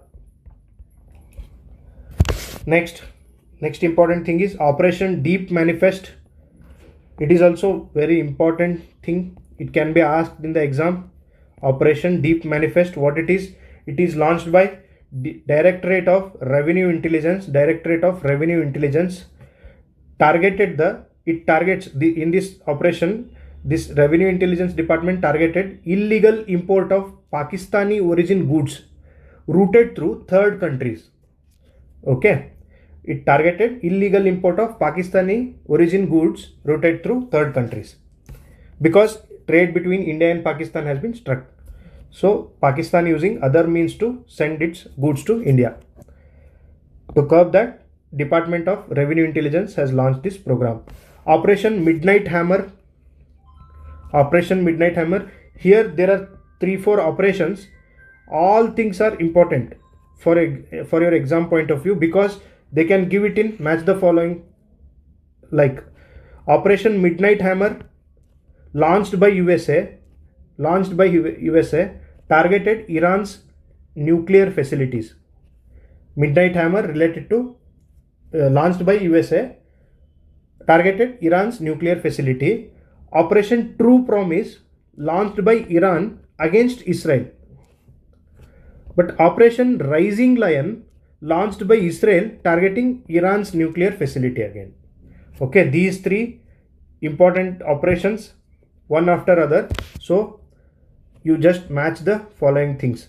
Midnight Hammer related launched by USA, True Promise launched by Iran, Rising Lion launched by Israel. Okay. Next, this term was in news. Samsung option. Most probable question it is Israel's deterrence strategy of massive retaliation with nuclear weapons as a last resort against a country whose military has involved or destroyed much of Israel. अगर कोई country Israel के विरुद्ध massive military attack करता है, तो Israel as a last option massive retaliation करेगा nuclear weapons के साथ. यही सैमसन ऑप्शन है. Okay, it is Israel's deterrence strategy related to nuclear weapons. Please remember this. Next, this completes our defense related current affairs, defense and security related current affairs. Let's continue with environment current affairs now. Let's continue with our discussion related to environment current affairs. First topic is International Conference on Disaster Resilient Infrastructure. Recently, African Union joined India's CDRI at 7th International Conference on Disaster Resilient Infrastructure. CDRI, you all know that India launched this CDRI initiative, Coalition for Disaster Resilient Infrastructure, in 2019. CDRI and International Solar Alliance, so these two are India's initiative related to environment. Okay, recently African Union joined this CDRI. Initiatives with respect to CDRI are Infrastructure for Resilient Island States, IRIS. This is one initiative. Another important initiative with respect to CDRI is this one, Infrastructure Resilient Accelerator Fund. So Infrastructure Resilient Accelerator Fund. This is the initiative of CDRI. Please remember these 2-3 points. Okay. Next point, cloudburst was in news. Cloudburst, they might ask for definition. Cloudburst defined as rainfall of more than 10 centimeter or 10 centimeter in 1 hour, a region of around 10 into 10 kilometers. Please remember this definition. 10 centimeter rain in 1 hour of around area 1000 square kilometers. Okay. It is listed, this cloudburst disaster is listed as one of the 12 disasters under Disaster Management Act 2005. Okay. Next important one is thirst wave. Thirst wave was in news. What is this thirst wave? New term to describe extended period of atmospheric thirst. This thirst wave is new term coined for this extended period of atmospheric thirst. Okay. It denotes 3 or more continuous days of intense evaporation demand. Okay. This type of questions UPSC may ask. I think you know that UPSC asked about wet bulb temperature in previous year question. So please be attentive here. Thirst wave, new term to describe extended period of atmospheric thirst. What is this? Intense evaporation demand. It is called as atmospheric thirst. There is a difference between heat wave and thirst wave. What is heat wave? It is caused by temperature and wind pattern. But thirst wave is a product of temperature, humidity, solar radiation and wind speed. Okay. Thirst wave and heat wave. Next point, atmospheric aerosol injection. It is very, very important. Atmospheric aerosol injection. What is this? It is a geoengineering method. Geoengineering method that uses reflective particles as aerosols to detect sunlight and cool the planet. It is not only detect and reflect sunlight.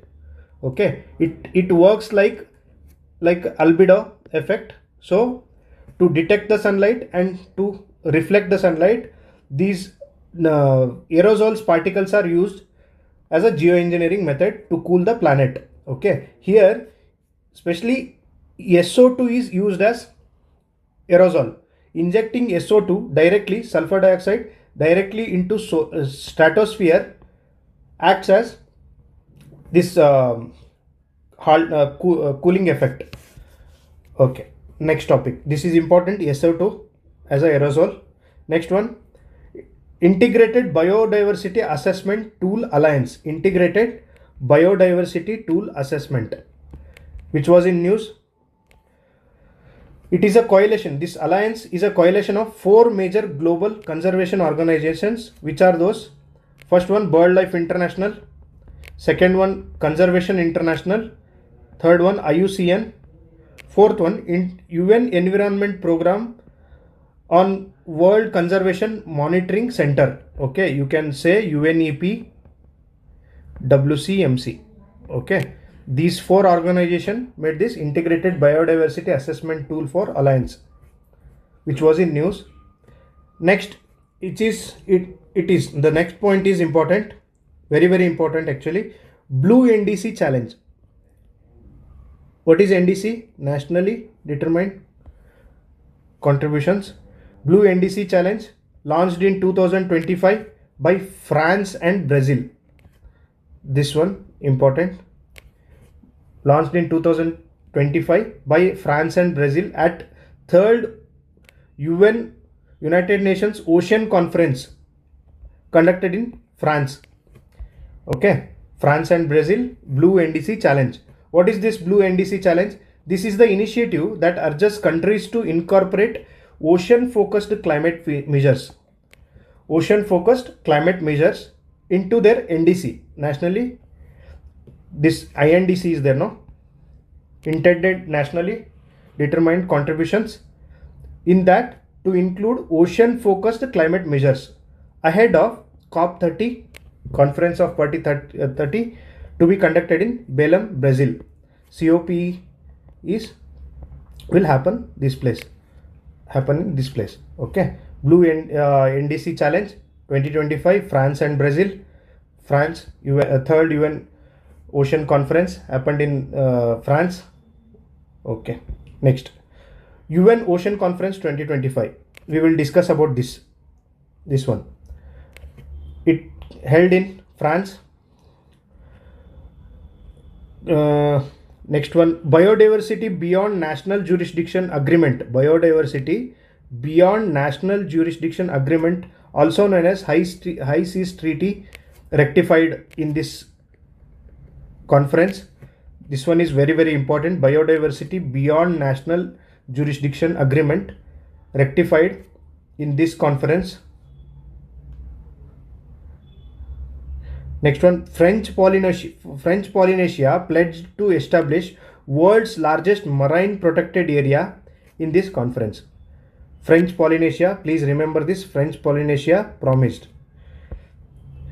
The High Ambition Coalition for Quiet Ocean was launched by 37 countries led by Panama and Canada to combat ocean noise pollution. To control ocean noise pollution, this program launched by Panama and Canada along with 37 countries.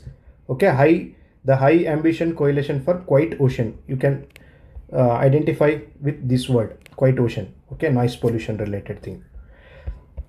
Next one, International Big Cat Alliance, IBCA.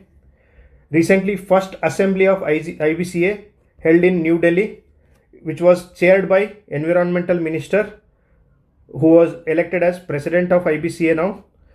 IBCA, International Big Cat Alliance, was launched by India in 2023 in the memory of launching Project Tiger in 1973. Okay, aim of this IBCA is to strengthen global participation for conservation of 7 big cats. Which are these 7 big cats? Tiger, lion, leopard, snow leopard, cheetah, jaguar and puma. India is home to all these except puma and jaguar. India में puma और jaguar नहीं है, बाकी सारे हैं. Okay, it is coordinated by NTCA. Next point, Copernicus programme which is European Union's Earth Observation Program. It is European Union's Earth Observation Program, Copernicus. Okay, next, intergovernmental. It is not that much important point. Not important. I have just given the statement here. Intergovernmental Science Policy Panel on Chemicals, Waste and Pollution. You can identify the work from this word only. Okay, continue. Next point is National Mission for Green India. It is one of the 8 core missions under National Action Plan for Climate Change. Under this, 8 core missions are there. Out of that, it is one of them. National Mission for Green India. Primary objective of this mission is to increase forest and tree cover over 5 million hectares of forest. Okay, along with additional carbon sink of creation of additional carbon sink of 2.5 to 3 billion tons of CO2 equivalent by 2030. Okay. Next point, it is implemented over 10 years from 2021 to 2030. Funding for this National Mission for Green India will come from missions allocation along with CAMPA fund. What is this CAMPA fund? Compensatory Afforestation Fund Management and Planning Authority. Okay, it follows bottom-up approach with joint forest management committees. This project, this program or this mission follows bottom-up model with joint forest management committees as key implementers. These are grassroots level committees. Okay, next, green lending facility. Again important. It is a financial initiative by NABARD. First one is this one. It is an initiative of NABARD, aims to promote green and sustainable projects in India's rural sectors. So increasing green cover in rural sectors by NABARD green lending facility. Next, India's first e-waste recycling eco park located in Holambhi Kalan in Delhi. Sorry for the pronunciation. Okay, India is world's third largest e-waste producer. You please remember this place name along with India is world's third largest e-waste producer. Next one, Aravali Green Wall project. This project will create 1400 km of long 5 km wide green belt buffer around Aravali's 29 districts will come under this project. Of these 4 states, Haryana, Rajasthan, Gujarat and Delhi, please remember these states. They will confuse with some other states, like here Punjab is not there. Okay, Punjab is not there, another Jammu Kashmir is not there, Himachal Pradesh is not there. So please remember these 4 states. They will confuse with these 4 states only. This project also plans to remove some of the harmful invasive species like Procifus julifera. Okay, this is 1400 km long and 5 km wide green belt buffer around Aravali, 29 districts of Haryana, Rajasthan, Gujarat and Delhi. Okay, next, Katkari tribe was in news. Katkari tribe, which is one of the 75 PVTG. This tribe is located in Maharashtra and Gujarat, speaks Marathi. Okay, next point, Ken Betwa river linking project. It is a first project under National Perspective Plan for interlinking of rivers. It is a first project related to interlinking of river. Here transfer of water from Ken to Betwa. They can confuse other way around, like Betwa to Ken, Madhya Pradesh to UP or UP to Madhya Pradesh, like that. So Ken is in Madhya Pradesh, Betwa is in UP. So they transfer from Ken river to Betwa river. Next one, Chenab river. Chenab bridge was in news, which is located in Jammu Kashmir. World's largest railway bridge. It connects Katra to Sangladan area. This one is important. Everyone will know this fact. But Katra to Sangladan, it connects. Next one, Sharda river was in news. It is a transboundary river of North India and Western Nepal. It is river between India and Nepal. It merges with Ghaggar river. Sharda river. Next, Shipkila Pass. Shipkila Pass is located in Himachal Pradesh. It is one of the 3 official border trading points between India and Tibet, alongside Nathula Pass in Sikkim and Lipu Lake in Uttarakhand. Okay. Next, Satluj river enters India near Shipkila Pass. They can give this as a statement along with these facts. Okay. Next, this Shipkila Pass is also an alternative route for Kailash Manas Sarovar Yatra. Next, Kinchan and Menar wetlands. Recently, Government of India announced these 2 wetlands as Ramsar sites. These 2 wetlands located in Rajasthan, Kinchan and Menar. Kinchan and Menar. Next, Sariska Tiger Reserve was in news. Sariska Tiger Reserve located in Rajasthan. It is part of Aravali. It is the first reserve in the world to successfully relocate tigers. Please comment in the comment box that recently Gir national park से कौन सा wildlife sanctuary को lions को relocate किया है. Please comment in the comment box. That is also important point. Sariska tiger reserve, Rajasthan, part of Aravalli, first reserve in the world to successfully relocate tigers. So please remember that. Next important tiger reserve is Kanha Tiger Reserve. It is largest national park. Kanha is also a national park, which is largest national park of Madhya Pradesh, which is located on Michael Range of Satpura Hills. Banjar River flows through it. This river is a tributary of Narmada River. Okay, sometimes UPSC may ask these type of questions also, minor rivers also. This point is very important. The forest depicted in the famous novel by Rudyard Kipling's The Jungle Book is this only. Kanha National Park only. Kanha National Park को दिखाया है Rudyard Kipling ने उसके novel में. So this point is important. Next, Simlipal Tiger Reserve, located in Odisha. It is a unique blend of, this tiger reserve is a unique blend of Western Ghats, Eastern Ghats and Eastern Himalayan biodiversity. So very important point. It is Simlipal Tiger Reserve is a, Simlipal National Park is also there. Okay, Simlipal, it is a unique blend of Western Ghats, Eastern Ghats and Eastern Himalayan biodiversities. Only landscape in the world that is home to melanistic tigers. कुछ colour का difference होता है tiger में, ये difference वाला tigers सिर्फ यहीं पर मिलता है सिम्लिपाल टाइगर रिजर्व्स पे. It is part of world network of biosphere reserves by UNESCO. Simlipal Tiger Reserve became the first reserve where trial guard AI system has shown success in an anti-poaching tool.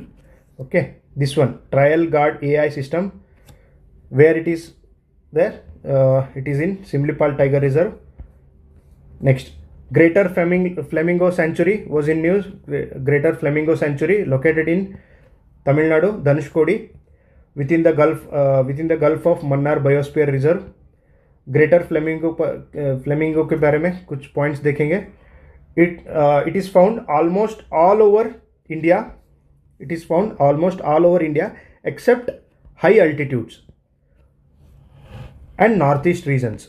Okay, its IUCN status is least concerned. Run of Kutch is known as the flamingo capital of India. Run of Kutch is known as the flamingo capital of India. Next one, Nethopegia leaves, which was in news. 24 million year old fossilized leaves unearthed in Assam's Makum coalfield. Okay, it is the news. It is the oldest known fossil record of the genus Nethopegia leaves. Next one, guppies. What are guppies? A small invasive alien species of fish. UPSC may ask these type of questions also. Guppies was in news. What it is? Butterfly, fish, like 4 options they will give and you will get confused. So it is a species of fish.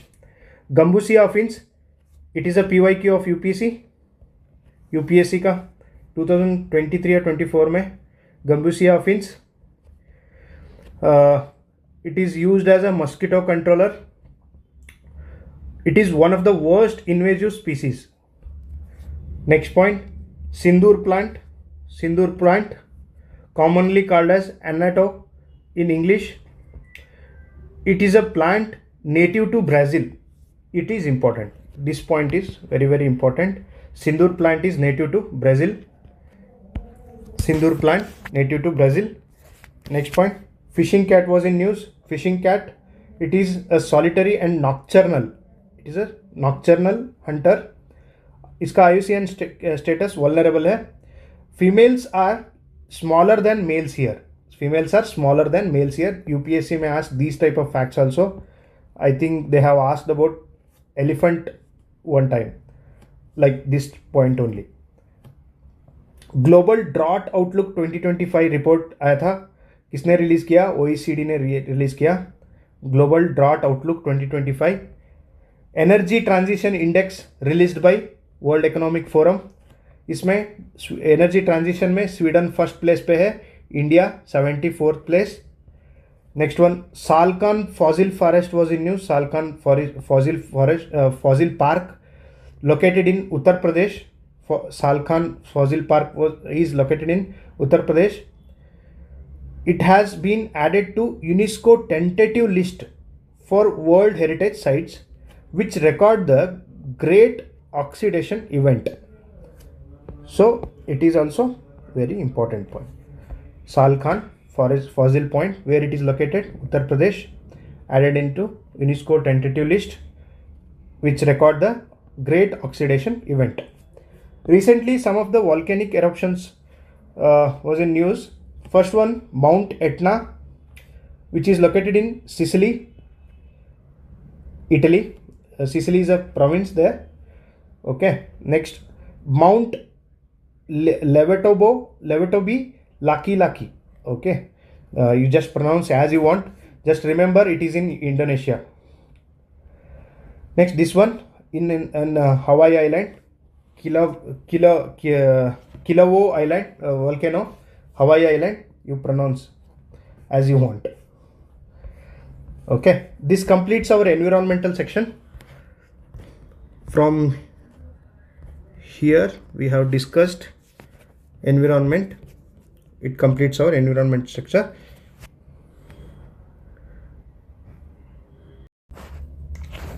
Our next topic is related to social issues. In that, first topic is cultural appropriation. Cultural appropriation term was in news.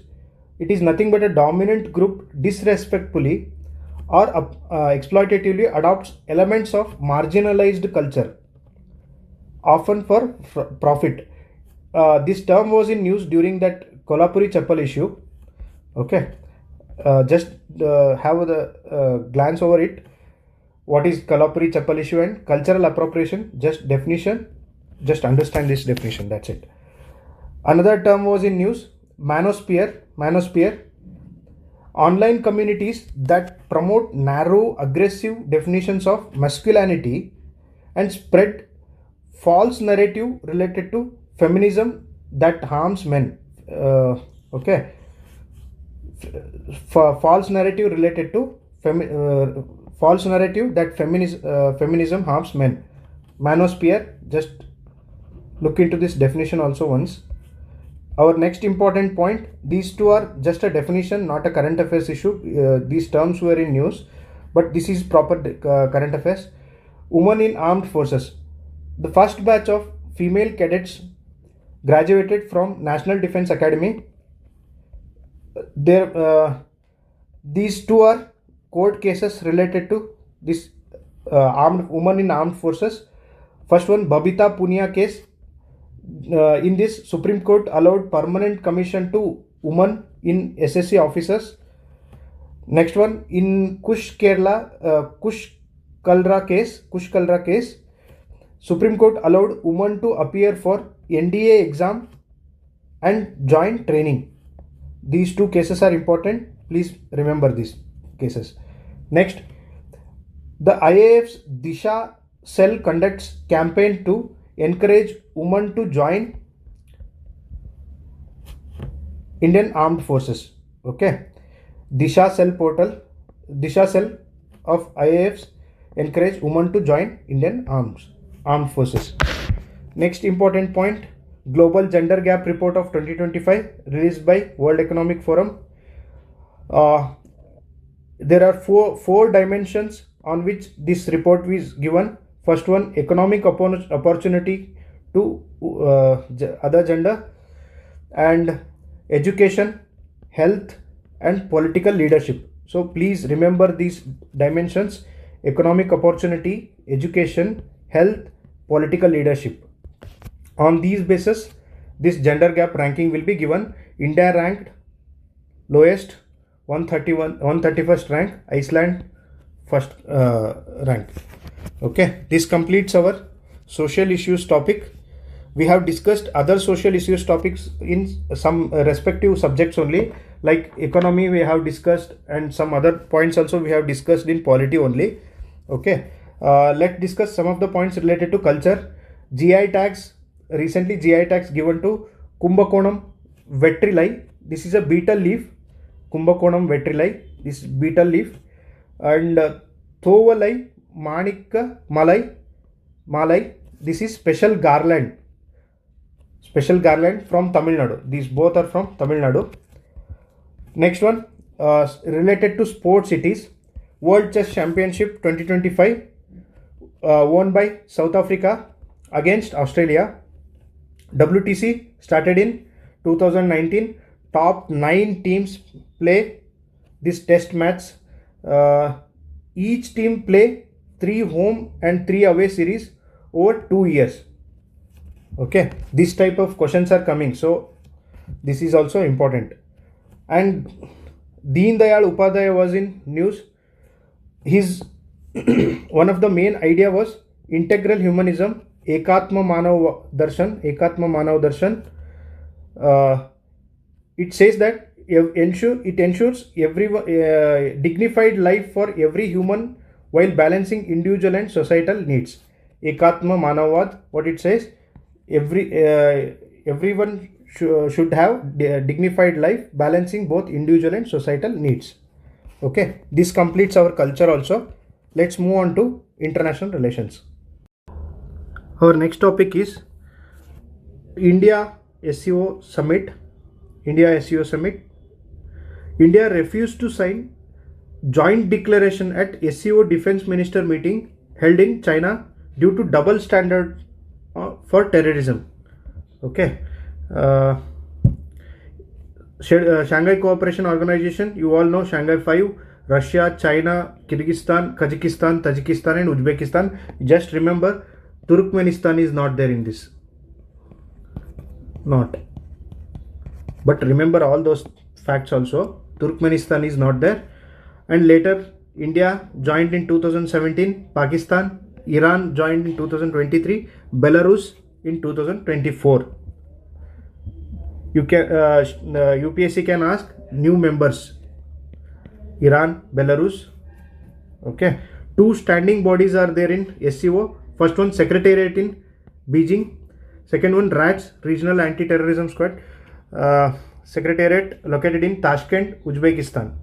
Official language of SEO is Russian and Mandarin. Recently, Kashi declared as first tourism and cultural capital of SEO. Okay. Next one, G7 Summit of 2025 held in Kananaskis, Canada. India participated as observer country. Kananaskis Wildfire Charter related to forest wildlife control signed here. Next one, G7 AI network, also initiative of this event.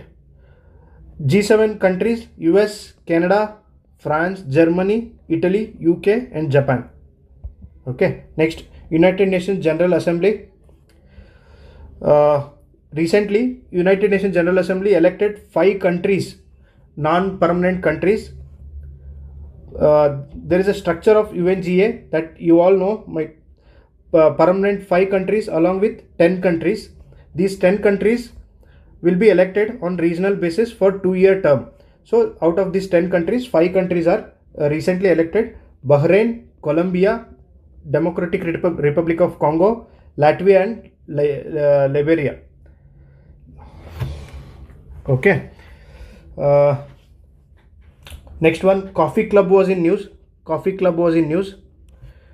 What is this Coffee Club? Coffee Club established to oppose the expansion of permanent seats of in United Nations Security Councils. So this Coffee Club oppose expansion of these P5 countries, which is led by Italy. So G4 countries are trying to expand these P5 countries. Which are those G5 countries? India along with Germany, Japan and Brazil comes under this G4 nation. So G4 nation wants to be a part of United Nations Security Council's permanent member. So this Coffee Club opposing them.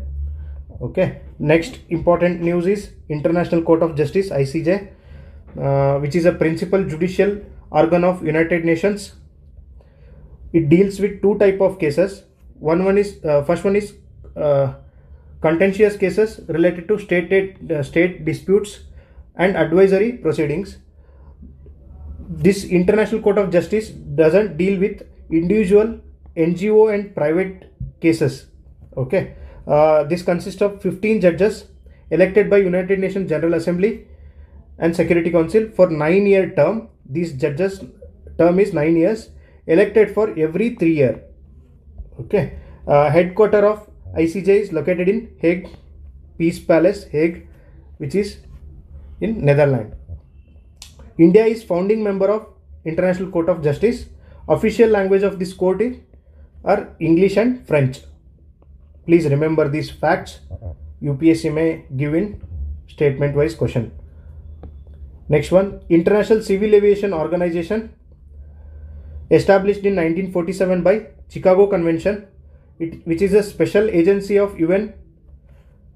Okay, headquarter of International Civil Aviation Organization located in Montreal, Canada. That's it.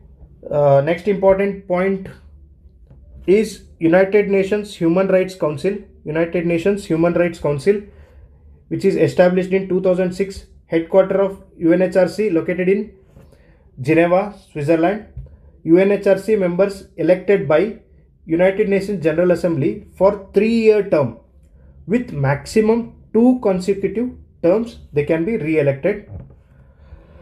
Next, India was elected in UNHRC for 2022 to 24 term.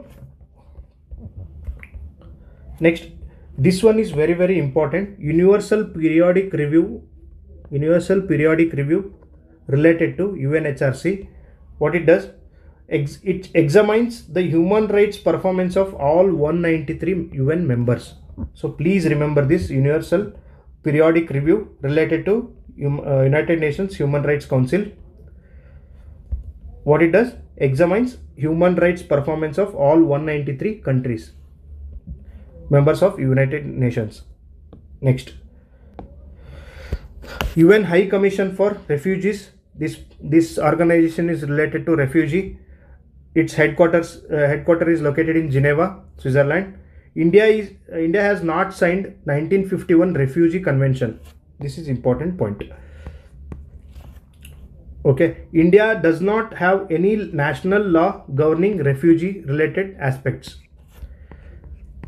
This also come under as a statement. Next important body is ECOSOC, United Nations Economic and Social Council. Recently, India has been elected to United Nations ECOSOC for the period of 2026 to 2028. It is one of the 6 principal organs of UN. Please comment in the comment box which are the other 5. Okay. Economic, social and humanitarian cultural activities को conduct करने के लिए ECOSOC establish किया है. इसका headquarters New York में है. 54 country member elected by UNGA for 3-year term.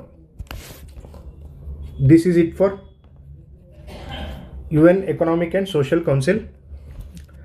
Next important point is, recently this convention has been brought, Biological Hazard in Working Environment Convention 2025, which is brought by International Labour Organization. Just remember that. Okay, I have removed all the clutter there. Ifs and buts are removed. Only the important points which might be asked in the exam will be has given in this magazine. Next one, World Meteorological Organization. It is UN Special Agency for Weather and Climate. Headquarters located in Geneva. Reports of WMO are Greenhouse Gas Bulletin and Status of World Climate. This IPCC established by WMO along with United Nations Environmental Program. This is also related to WMO, some of the factual things related to WMO. Okay, G7 countries, we have already discussed this. This topic got repeated, but I have mentioned some other points related to G7. G7 countries contribute 40% of global economy with 10% of population. Okay, G7 countries. This one we have discussed. This one we have already discussed. But this point is important. Build Back Better World. Build Back Better World initiative was launched in 2021 by G7 countries to provide alternative to China's Belt and Road Initiative, which is important point. Build Back Better World initiative was launched by G7 countries to provide alternative to China's Belt and Road Initiative. Next important point, Eurasian Economic Union. Eurasian Economic Union established in 2014. It is an international economic union of countries located in Northern Eurasia. Okay. In between Europe and Asia. Which are the countries? Actually, this is very, very important point.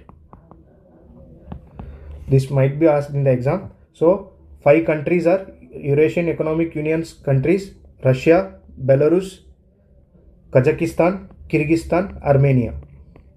Russia, Belarus, Kazakhstan, Kyrgyzstan and Armenia. Very, very important point. So please remember this.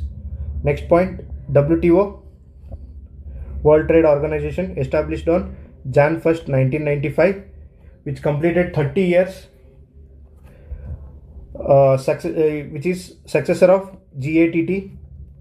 Okay, headquarter of WTO located in Geneva. WTO is not part of United Nations. There are 3 agreements related to WTO. First one, TRIMS, TRIMS, trade related investment measures. Second one, TRIPS, trade related aspects of intellectual property rights. Third one, agreement on agriculture, where green box, blue box subsidies will come. Okay. Next point, ECOWAS, Economic Community of West African States. Very, very important topic. Economic Community of West African States, established in 1975 through Treaty of Lagos. There are 12 countries in West Africa. It is a regional, political and economic union of 12 countries of West Africa. Recently, Mali, Burkina Faso and Niger officially left this organization. Okay, recently Mali, Burkina Faso and Niger. Officially left this ECOWAS. Very, very important point. Out of 12 countries, 3 countries left already. Okay. Stated goal of this ECOWAS is to achieve collective self-sufficiency within African Union. Headquarter of ECOWAS is Abuja, Nigeria. So very, very important organization. Please go through it once again. Next, International Air Transport Association. International Air Transport Association was in news. It is a trade association for world's airlines. Promoting safe and secure air services. Established in 1945. Headquarter is in Montreal. Okay. Next point, Mercosur, trading bloc of South America, created in 1991 by signing Treaty of ASEAN. Okay, you can pronounce whatever you want. Countries which are part of this year are Argentina, Brazil, Paraguay, Uruguay, Bolivia and Venezuela. Venezuela has been suspended since 2016. So Argentina, Brazil, Paraguay, Uruguay, Bolivia are part of this Mercosur treaty, which is actually one of important topic. Okay, what is it? Free movement of goods, services and capital and people. Under this treaty, free movement of goods and services along with capital and people will happen. Which is the Mercosur is the 4th largest integrated market after European Union, North Atlantic Free Trade Agreement and ASEAN. Okay, it is 4th one. Headquarter of this Mercosur located in Montevideo, Uruguay. Next one, India, Middle East, Europe Economic Corridor was in news. India, Middle East, Europe Economic Corridor was in news. Launched during G20 Summit 2023, held in New Delhi.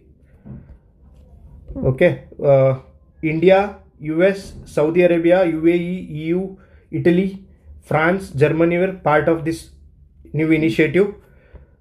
Two corridors of this IMEC is East Corridor connecting India to Arabian Gulf.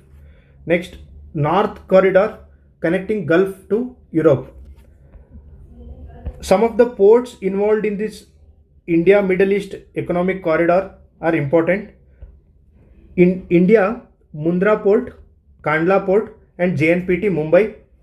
UAE, Fujairah Port, Jebel Ali and Abu Dhabi Port. Saudi Arabia, Dammam Port, Ras Al Khair Port. Next, Israel, Haifa Port is important. Italy, Messina Port. Greece, Piraeus Port. France, Marseille Port.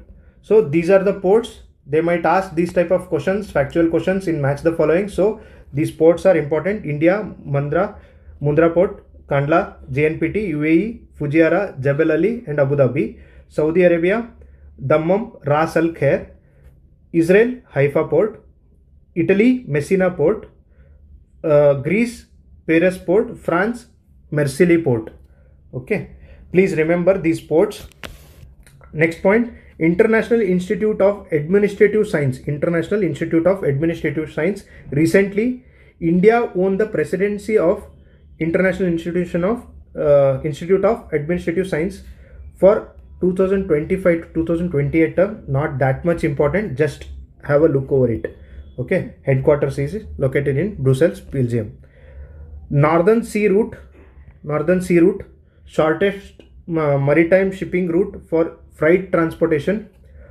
4 seas are located in this Northern Sea Route: Barents Sea, Kara Sea, Laptev Sea and East Siberian Sea are located in this Northern Sea Route. So important. Ottawa Convention, known as the Anti-Personal Mine Ban Convention or Mine Ban Treaty. Just remember, Ottawa Convention related to Mine Ban Treaty. This completes our current affairs. All the facts are covered. You can recheck with any of the current affairs which you are already reading. Please, if you like it, please subscribe and like it, and any suggestions are there, please comment it. Okay, thank you very much.